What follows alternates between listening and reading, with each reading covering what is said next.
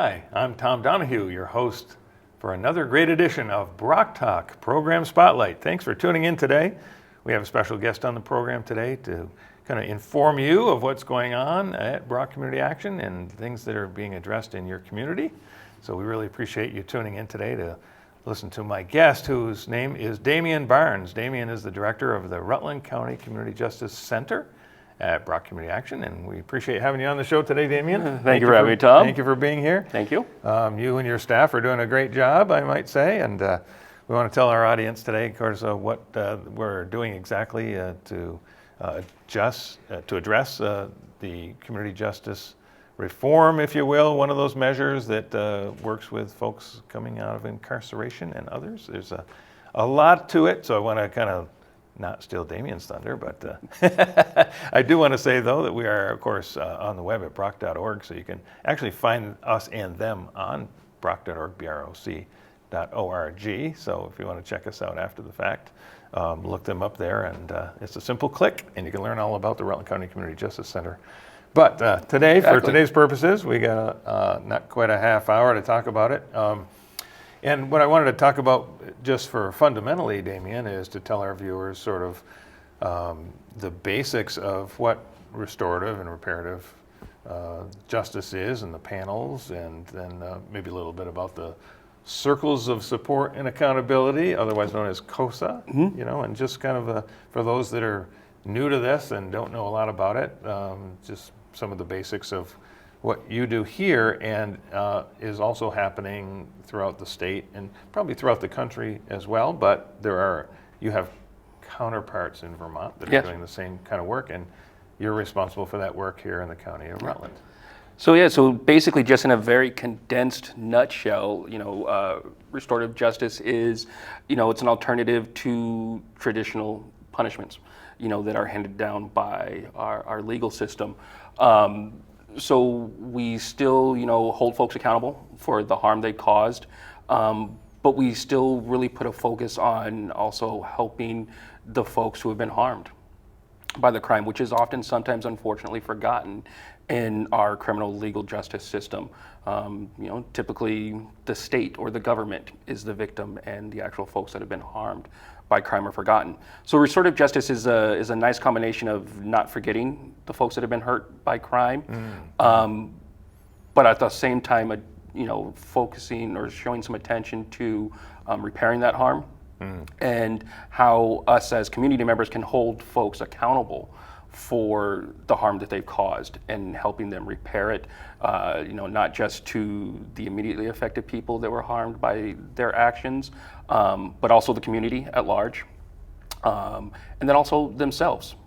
And when we think of restorative justice, I like when I explain it to folks, it's, I put it in as visual image because it's something we've all done at one point in our life, either as kids or even into adults, and that's skipping stones in water. And if we look at that stone as our actions, they can be good or bad, positive or negative, and when we cast it out into the universe and the world, or in our, in the community, it creates ripples. And those are our actions, spreading out and touching folks. So it's easy to see how when those ripples are small, our actions touching those close to us, our partners, our children, things like that. But then as those ripples get bigger and our actions touching, extended family members, co-workers, friends, but then even bigger ripples where then they, our actions are impacting, the community at large. And that's where we really, work with folks who have been either impacted by the criminal justice system or involved in the criminal justice system, help them realize that their actions do have, far-reaching effects.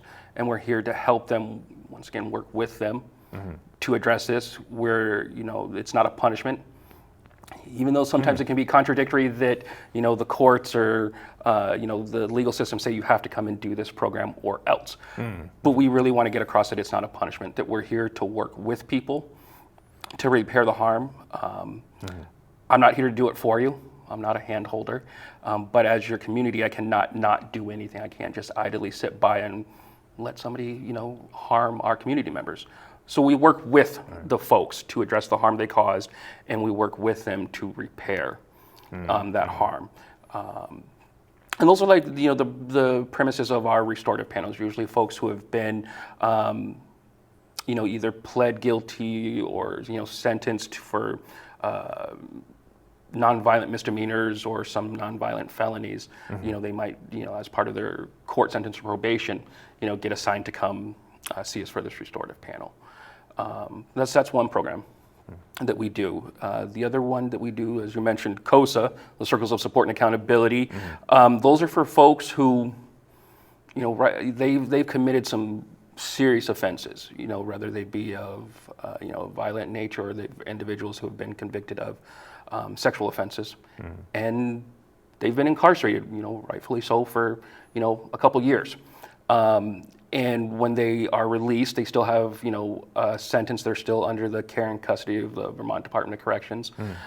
But then we can act as a support, utilizing, facilitated by staff in the CJC, but also community volunteers who, we're all on the same page. We're here to still hold these folks accountable for the harm they caused and helping them, see the, how their effects have harmed folks. But at the same time, we're not there to beat them up. We're here to support them in their, integration back into the community. Right. Offering them resources, if it comes to, they need help creating a resume, applying for a job, filling out applications for housing or, financial assistance, services like that, that they need when they get released to come out, and exactly. Try not to reoffend. And that's our whole point, is trying to reduce the, the likelihood of them causing harm. But we're also there to, celebrate the small wins with them as their community. They get their first job. We celebrate that with them. They pass their driver's test and they get their driver's license back, and they earn that, right to drive again. Right. We celebrate that with them. Something either maybe as small as their birthday. We celebrate that stuff with them. Yep.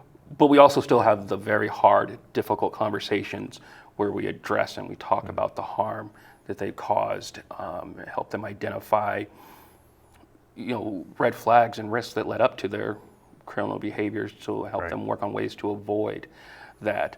And it's difficult that first, 6 months to a year of somebody coming out of incarceration, out of a facility. That's like the toughest times for them. And typically, when you might have nobody in your corner, nobody for support, other than these couple volunteers, it can all make the difference. Right. So we like to feel that we are being impactful in that scope. Some folks get confused that it's a lenient process, but it's really not. We really are there to help folks do a lot of self-reflection, and sometimes folks would rather just serve the time than have to dig deep into what has led them to cause this harm. When you kind of answered some questions too, when you talked about the ability to succeed really once you're released, because for me, one of the important things of that, one element of that that's significant, is the alternative, which is you're released and you just, what I call, this is just my words, but the kind of thrown into the deep end of the pool. You're handed the clothes you came in with, and pat on the back, good luck, and hope to not see you again.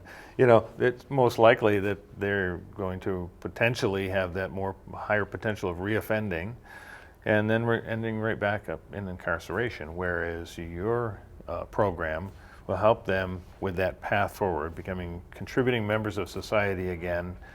They've paid, the ones that serve sentences and are released, they've paid their debt, they serve their time, and this gives them an opportunity to actually succeed at being back out into the world again, which may have changed a lot since they were incarcerated initially, depending on how long they were in, and some were a long time. And so having that sort of your staff and your volunteers to help them reintegrate because the natural tendency would be to go back into, maybe if you're surviving, you don't have a place to live, you don't have food to eat, you might go back into your nefarious ways because you don't really have options. Right. Right. When you have, those options of, yes, being reincarcerated, having your freedom limited, but, you still getting medical care, food, and a roof over your, So we definitely, are there to help folks, realize that, you can still obtain these things. It's going to be some work and it's going to take some work on your part, but you'll have these few people, in your corner to support you. Right. While also holding you accountable. And that, I believe, is, we often hear that, it takes a village to raise a child. And I passionately believe it's the same for our formerly incarcerated folks. We don't want them reoffending. We don't want them causing more harm, hurting our other community members. Right. We can humanely still hold them accountable and support them. It is a delicate process, but it can be done. And, so we're also there, for folks who they might have caused harm 10, 20 years ago, but unfortunately they're still dealing with the collateral consequences of their actions. And they could have, they could have been incident free for that. So we also do help folks, if they need help potentially getting their records sealed or expunged, so they can seek better jobs, for themselves, improve the quality of life for them and their family. Right. Vermont I think is great in that when it comes to, realizing the science behind, deviant and criminal behavior. They understand that in, youth and young adults, the brain's not fully developed until the age of 25, really. So Vermont has this, I think it's a great law on the book that, any offense committed, under the age of 25, and as long as it's, the person, they've served their time, they've been incident free for so many years. I see. They can have their record sealed, or potentially expunged. I see. And that can just open up a whole world of opportunities to them. Right. That previously, because of mistakes that they've made in their past, have haunted them. Exactly. Later on, Hey, I'm Tom Donahue, your host for BROC Talk Program Spotlight. In case you're just tuning in, we thank everybody here at PEG TV, as always, the greatest station in the state. I hold it up against the nation, too. We're a great resource at PEG TV for Rutland County. We're very fortunate to have. We're happy to be on here with BROC Talk Program Spotlight, telling you about some of the great programs at BROC Community Action here in Rutland, and also some of the programs that happen within our building at 45 Union Street, one of them being the Rutland County Community Justice Center, RCCJC is the acronym there. You can learn a lot more about it also on broc.org, broc.org, if you want to check that out. But we're talking today with the director of the program, Damien Barnes, and he has a tremendous staff over there. They all work very closely together. And Damien's direct number, though, is 802-665-1731, 802-665-1731. It goes right to Damien's desk. And also D. Barnes, just D for Damien, and Barnes, B-A-R-N-E-S, at broc.org is his email.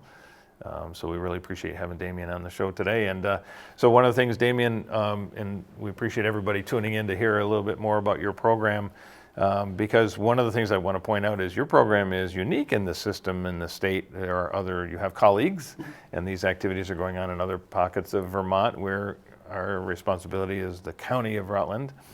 But one of the things that's unique is being embedded in a community action agency, which I'm very excited about. I always held this up as the model for that because we have those other resources that we can help with that path forward for the clients that you're working with, and offer them maybe a better chance of succeeding ultimately. Because the key word there is that the word recidivism, and one of the things you want to keep down is the recidivism rate, so that actually people are reoffending less. One of the things I learned about it, one of the things I love about the program is that two things. One, that the incarceration costs the taxpayer a lot of money to actually have people incarcerated. So if we're able to make them contributing members of society again, and we're not paying for them to be incarcerated, that saves us, tens of thousands of dollars per person. The number used to be about $60,000 per year. I think it's even north of that now. The other, though, I think, is the cost of a crime. And these are things that were brought to my attention, and I never thought it through like this, that when a crime is committed, there are lots of costs associated because there's this, your ripple example Ripple is effect, yes. perfect.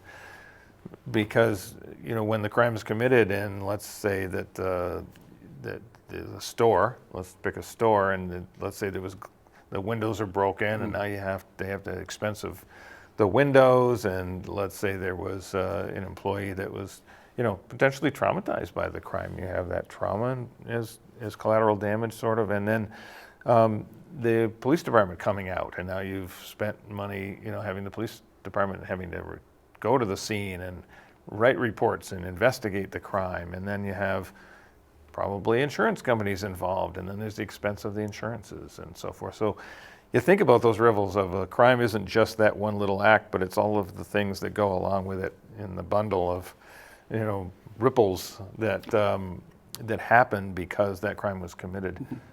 If you can eliminate the crime from happening again, that recidivism, then you've saved everyone all of that trouble and time and money, taxpayers, business owners, citizens. It's a wonderful outcome. You mentioned, it's not just, obviously there's the financial aspect of it, right? But yes, there's also the time, the trauma. If you look at it as, explosion going off, there's shrapnel, and that just, it hits everybody. That it affects the community differently, to where, we get to the point to, everybody just gets frustrated, and there's a lot of finger pointing, of whose responsibility it is. But I think this is where, programs like ours, where, we offer the community members, in the form of volunteers, they can have a say in how some of these folks who have harmed their community, how they can be held accountable and how they can repair that harm. Right. We can't lock everybody up, right? 95 to 97% of the folks who commit crimes, if they are incarcerated, they're eventually going to be released. And as the community, I feel we have to be there to, welcome them back, support them in their integration back in the community. Right. Integration back in the community is a great statement, by the way. Yeah. And it's no, different than our schools. Our schools are just a micro community, same thing. Children get in trouble at school. We have to, have folks that are going to hold them accountable and welcome them back into the fold, to reduce that harm. So it's really important that we have community members also part of this process. Thank you for saying that. You opened up that perfect segue, because I did want to touch on the fact that we have a tremendous staff and you lead that. We also have a tremendous core of volunteers, but are always looking for more volunteers. This is, as I've been told by the participants, the community members that volunteer on your panels, that it's very rewarding work. The people that are involved are very committed. I'm impressed with how committed they are, and we want to thank each and every one of them. But we're also always looking for new volunteers. Yes. And that you actually have some very organized and well-established training that can come along with it. So there's a lot of learning that the volunteers can go through to get really good at being a panel member. And you work with the Department of Corrections to actually train those volunteers. Yeah. So the best part of it is there's no real special requirements to be a volunteer, other than you just have, you want to see folks, once again, held accountable, and it's not like a broken record, but without beating them up, and you want to help them, work with them to repair the harm. So, folks from all different life experiences, ages, history, educational levels, there's no real set mold for what a volunteer is. Especially the more folks that we have from different backgrounds, that can help us bring different perspectives and help us look through different lenses through issues. Great point. Is right. Great. I come from a criminal justice background, and if I have somebody, on volunteer who maybe, past did mental health work or early childhood development or just a stay-at-home parent. It's that wealth of knowledge that can come together. Another program that we're also looking for volunteers that we can use is we also have supervised visitation. Right. And that's a great program. I really love that program also. We give folks the opportunity, for whatever reason, the supervised visitation might be the only way that they can see their kids. And we offer a safe, secure environment within BROC. We have this awesome playroom within BROC that these parents can come and they can visit their children for up to an hour or so a week. It looks like a little preschool almost within our organization. This is built right in, and a special room designed for this. Yeah, we have activities, pretty much from every age level, from newborn up to 17, that we can provide supervised visitation for. We just did some update of some equipment, through a generous grant that we got earlier this year that, we are able to upgrade some of the equipment in the room and make the experience for the visiting children more pleasurable. Yeah. Because it is an unnatural environment with, you're visiting, a parent. Sure. But there's also a stranger, a staff member in the room watching. So we try to make it as fun as possible in this unnatural environment. Right.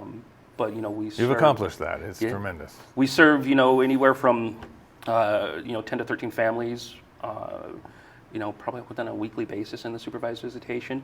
And it's a nice program, and we're going to be making some more improvements, hopefully, in the near future. So I'm excited for that one also. You want to give a shout out to your staff? So I have, including myself, I have a staff of 3. I have Evangeline LaPree. She is my reentry and reparative specialist. So she primarily deals with, the folks coming out of incarceration, help them navigating through, the challenge, especially, yes, you mentioned earlier, if they've been incarcerated for 7 and 10 years. Something as simple as filling out a job application that maybe before they went in was all on paper. Now most job applications are online, right? And so navigating online can be a barrier for folks. That's right. And then also we have Rachel Medina. She is our harm party victim advocate liaison, and she works with giving that voice back to those folks who have been harmed by crime, giving them the opportunity to how they might want to participate in a reparative panel, or if they do, because that's their right to choose how they want to participate, or if they don't. Good point. But we're there to listen to them and to listen to their story and to help them once again, reach certain resources if they need advocacy, if they need somebody to speak on their behalf. Right. And then speaking of the supervised visitation program, we also do have Nicole Gordon. She's our supervised visitation specialist. She has a background in early child care. And she's just taken the program and really increased and improved it. Like I said, with these, I don't want to jinx myself, but these improvements that we're looking forward to making here in the future. She spearheaded, so we're really excited about that. And you guys are very busy, and of course we do work with the legislature and the Vermont Department of Corrections, which is great. They're great partners in restorative reparative justice in Vermont. Yeah, the beauty of this is it's a collaborative process. I can't stress that enough. It's a with. So we have a great working relationship with our Vermont DOC partners, with our Vermont Department of Children and Family partners. And what you mentioned earlier, what I love about being under the umbrella of BROC is a model that I'm very passionate about, is this one-stop shop type thing. So, we get somebody who, yes, maybe they've just been released with nothing more than the clothes on their back. It's so much easier for me to walk them from my office either right down to the food shelf or right down to, one of the field navigators, the housing navigators. Right. Or credit repair, all these other, that I can just walk them down instead of maybe having to, they have to travel somewhere, and then transportation's set up another appointments and all those things. Transportation's another barrier for these folks. It's barrier. just so much easier for me to, walk them right down the Yeah. hall. Yeah. And I think that's beneficial too, also to the reintegration process. Yeah, agreed. So it's cutting edge, I believe. It is an absolute success story, and I know that you also have partners. You have this kind of work, although they're outside of community action, but they have the same work going on throughout the state and other. I'll let you tell me how many. I think it was like 15 or 20 So there other. are currently 7, including us, ourselves, there are 17 other community justice centers Okay. throughout the state of Vermont doing similar work. And alternatives for punitive punishments, holding folks accountable, or helping repair that harm. So there's a lot of folks that are there in this work, very passionate, about this work, and we're lucky to be part of that. And speaking of partners, and we are, believe it or not, running out of time already, but I want to also give a shout out to the Rutland City Police Department. Yes. And your established folks at local Department of Corrections, Probation and Parole, and the courts as well. We have a great partnership with Rutland City Police, our harm party liaison, Rachel.